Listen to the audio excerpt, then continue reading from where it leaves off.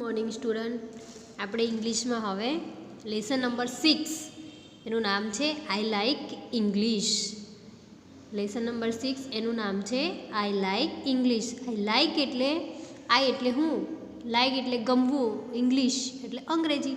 મને અંગ્રેજી ગમે છે, બરાબર. એમાં એક્ટિવિટી 1 છે, તો એમાં આપણે અહીંયા આ રાઇમ્સ આપેલી છે એ આપણે વાંચવાની છે અને સમજવાની છે, બરાબર. આઈ like dancing. I like dancing.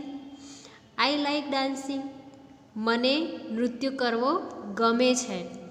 I like dancing. Dancing એટલે નાચવું, તો મને નૃત્ય કરવું ગમે છે. પછી ઓ એટલે don't you. Oh don't you, તમને નથી ગમતું?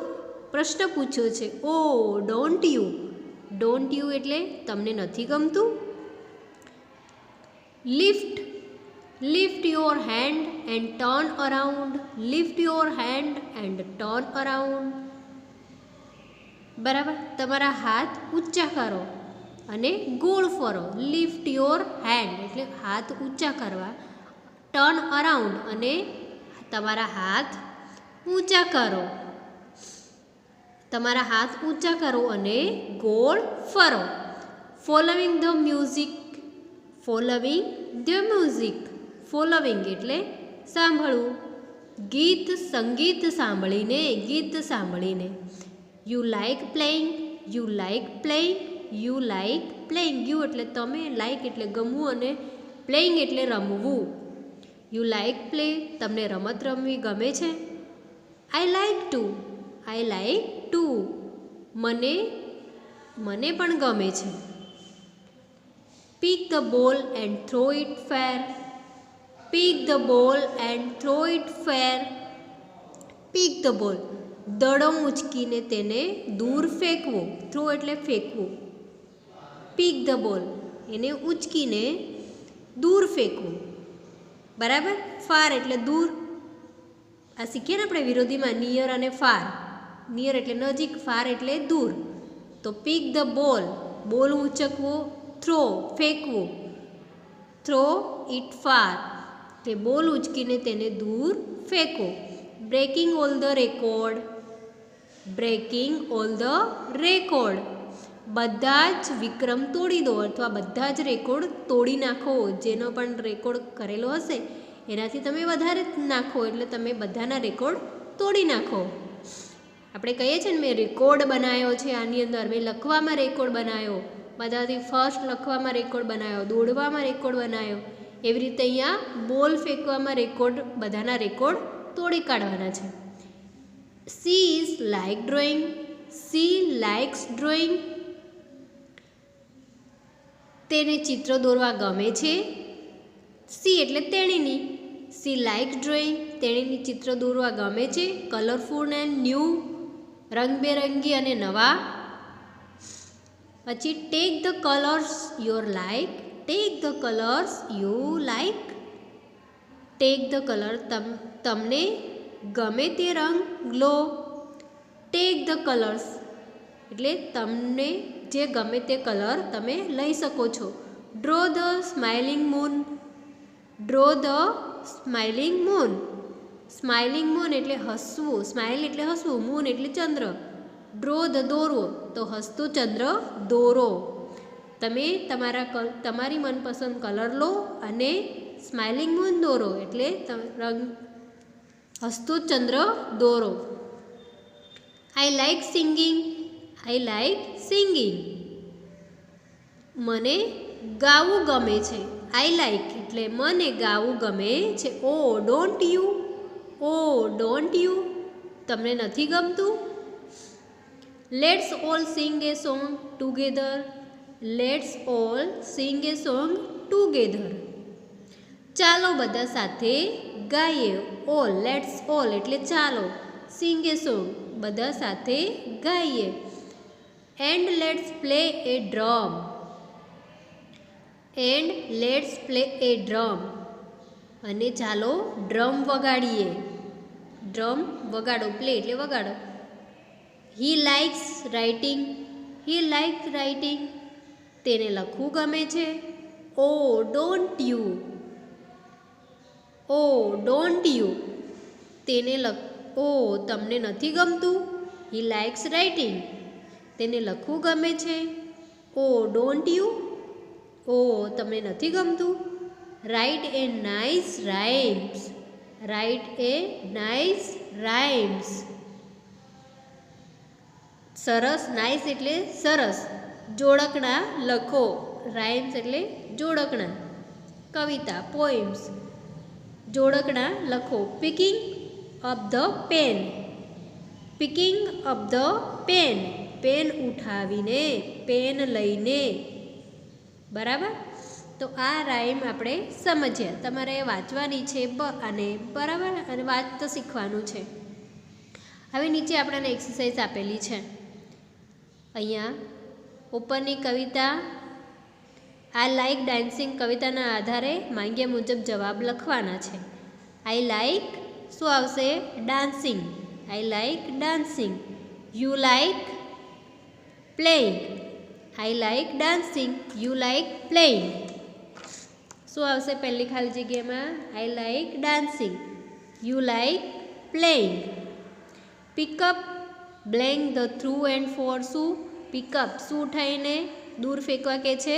તો બોલ. તો અહીંયા આવશે બોલ. અહીંયા શું આવશે? આઈ લાઇક ડ્રોઈંગ કે સી લાઇક? તો અહીંયા આપણને આપેલું હતું સી લાઇક. બરાબર. તો અહીંયા આવશે C like drawing. Draw the smiling moon, આપણને સ્માઇલિંગ મૂન દોરવા કીધું હતું. હવે બીજી આગળની એક્સરસાઇઝ જોઈએ આપણે. હવે અહીંયા જુઓ activity 2, do you like. Do you લાઇકથી આપણે અહીંયા એને સમજવાનું છે. ડુ યુ લાઇક એટલે તમને ગમે છે શું? તમને ગમે છે. ડુ એટલે ઇઝ એમ ઇઝ આરથી આપણે પ્રશ્ન બનાવતા હતા ને, એવી રીતે ડુ. ડુ યુ લાઇક શું તમને ગમે છે? આવું થશે એનું ગુજરાતી. બરાબર. હવે ડુ યુ લાઇક મિલ્ક એવો તમને કોઈ પ્રશ્ન પૂછે તો તમારે જો તમને ભાવતું હોય તો તમારે શું લખવાનું? Yes I like milk. અને જો ન ભાવતું હોય તો તમારે લખવું પડે નો આઈ ડોન્ટ લાઇક મિલ્ક. આપણે ઇઝન્ટ ને આરન્ટ ને એવું લખતા હતા ને યસ નોની અંદર શોર્ટમાં, તો ગમે તો લખવાનું યસ આઈ લાઇક, અને ન ગમે તો લખવાનું નો આઈ ડોન્ટ લાઇક. બરાબર. એવી રીતે નીચે આપણે ઉદાહરણમાં આપણે જોયું એ રીતે આપણે નીચે બનાવવાના છે. અહીંયા જુઓ, તમને જો ભાવે તો તમારે યસ લખવાનું અને નહીં ભાવે તો નો લખવાનું છે. તો આપણે એક વસ્તુ યસ અને એક વસ્તુ નોમાં લખીશું. બરાબર. હવે પહેલું આપણને અહીંયા આપેલું છે. જો એક ઉદાહરણ હું તમને સમજાવી દઉં. અહીંયા એપલ્સ આપેલા છે. બરાબર. એટલે એપલ્સ અહીંયા બે વસ્તુ છે એટલે આપણે એને બહુવચનમાં લખીશું. તો do you like apples? Do you likes Apple? શું તમને એપલ સફરજન ગમે છે? તો yes, yes I like apples. આ રીતે બનશે. હવે નીચે તમને ચોકલેટ આપેલી છે. બરાબર. ચોકલેટ તો બધાને જ ભાવે એટલે આપણે શું પ્રશ્ન બનાવીશું? પહેલાં પ્રશ્ન બનાવવાનો છે. તો ડુથી બનાવવાનો છે. Do you like chocolate? અહીંયા ચોકલેટનો સ્પેલિંગ લખવાનો છે. Do you like chocolate? તો તમને ચોકલેટ તો બધાને ભાવે એટલે આપણે શું લખવું પડે? અહીંયા યસ લખવું પડે. શું લખવું પડે?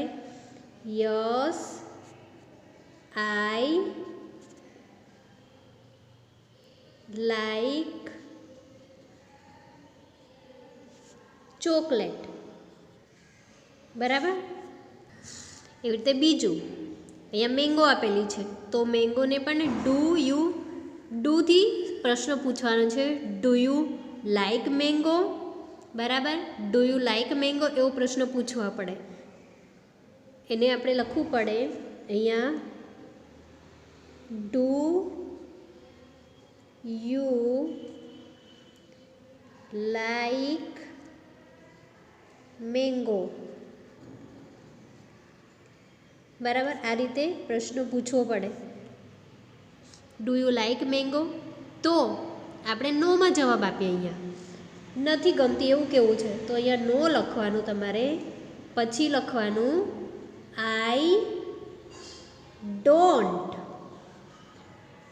Don't like mango. બરાબર, આઈ ડોન્ટ લાઈક મેંગોઝ. તમારે આ રીતે બધા વાક્યો બનાવવાના છે. અહીંયા જામ લખેલું છે તો તમારે લખવાનું આ રીતે જ આખું વાક્ય બનશે. તમારે ખાલી આ શબ્દો છે એની જગ્યા પર જે અહીંયા શબ્દો આપેલા છે એ લખવાના છે. બધામાં સેમ જ આવશે. ડુ યુ લાઈક મેંગો તો તમારે અહીંયા લખવાનું do you like jam. Yes લખવું હોય તો લખવાનું યસ આઈ લાઈક. અથવા તમને નથી ભાવતું તો તમારે લખવાનું નો આઈ ડોન્ટ લાઈક જામ એવું લખવાનું છે. પછી grapes, do you like grapes તો તમારે એવો પ્રશ્ન બનાવવાનો ડુ યુ લાઈક ગ્રેપ્સ. પછી અહીંયા યસમાં જવાબ આપવાનો યસ આઈ લાઈક ગ્રેપ્સ. બરાબર. હવે અહીંયા ડ્રોઈંગ છે તો do you like drawing, do you like drawing. આ જ શબ્દ બધે તમારે છેલ્લે ઉમેરવાનો છે. વાક્ય તો તમારે આનું જ આવશે, ખાલી આ છેલ્લો શબ્દમાં જ તમારે ફેરફાર કરવાનો છે. નોમાં જવાબ આપો તેમાં પણ અહીંયા સુધી તો સરખું જ આવે, બાકી આ શબ્દ છેલ્લે ચેન્જ થશે. યસમાં જવાબ આપો તો પણ આખું વાક્ય સેમ જ આવશે, ખાલી આ શબ્દો ચેન્જ થશે. બરાબર, એટલે તમારે આ જાતે કરવાના છે. તો અહીંયા આપણે નોમાં લખવું હોય no I don't like drawing, મને ડ્રોઈંગ ગમતું નથી. પછી આગળ જોઈએ. હવે do you like juice, no don't like juice, મને જ્યુસ ગમતું નથી. હવે અહીંયા પીકોક્સ આપેલા છે મોર તો અહીંયા લખવાનું ડુ યુ લાઈક પીકોક્સ, નો. અથવા યસ લખવાનું, મોર તો બધાને ગમે તો યસ લખવાનું યસ આઈ લાઈક પીકોક્સ.